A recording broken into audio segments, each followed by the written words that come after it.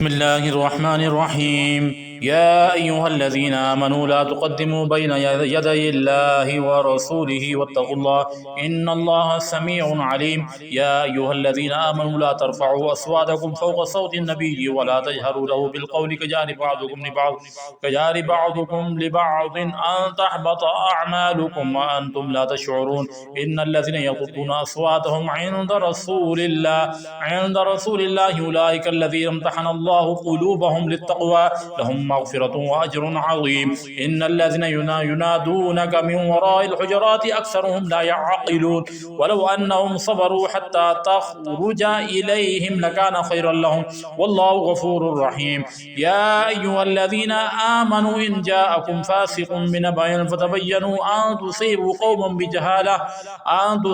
قوما بجهالة فتصبحوا على ما فعلتم نادمين. واعلموا أن فيكم رسول الله لو يطيعكم في كثير من الأمر لعنتم ولكن الله حبب إليكم الإيمان وزينه في قلوبكم وكره إليكم الكفر والفسوق والعصيان أولئك هم الراشدون فضلا من الله ونعمة والله عليم حكيم.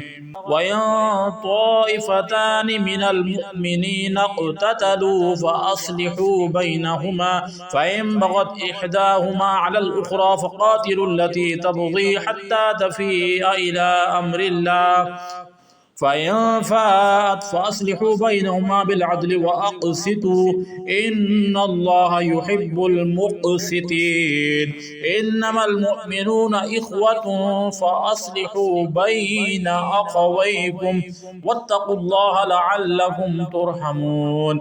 يا أيها الذين آمنوا لا يسخر قوم من قوم عسى أن يكونوا خيرا منهم ولا نساء من نساء عسى أن يكون خيرا منهن ولا تلمزوا أنفسكم ولا تنابذوا بالألقاب بئس الاسم الفسوق بعد الإيمان ومن لم يتب فأولئك هم الظالمون.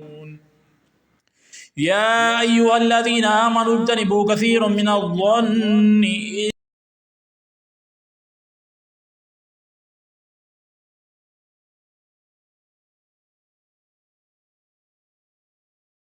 إن بعض الظن إثم ولا تجسسوا ولا يغتب بعضكم بعضا أيحب أحدكم أن يأكل لحم أخيه ميتا فكرهتموه واتقوا الله إن الله تواب رحيم. يا أيها الناس إنا خلقناكم من ذكر أو أنثى وجعلناكم شعوبا وقبائل لتعارفوا إن أكرمكم عند الله أتقاكم إن الله عليم خبير. قالت الأعراب آمنا قل لم تؤمنوا ولكن قولوا أسلمنا ولما يدخل الإيمان في قلوبكم وإن تطيعوا الله ورسوله لا يلدكم من أعمالكم شيئا إن الله غفور رحيم.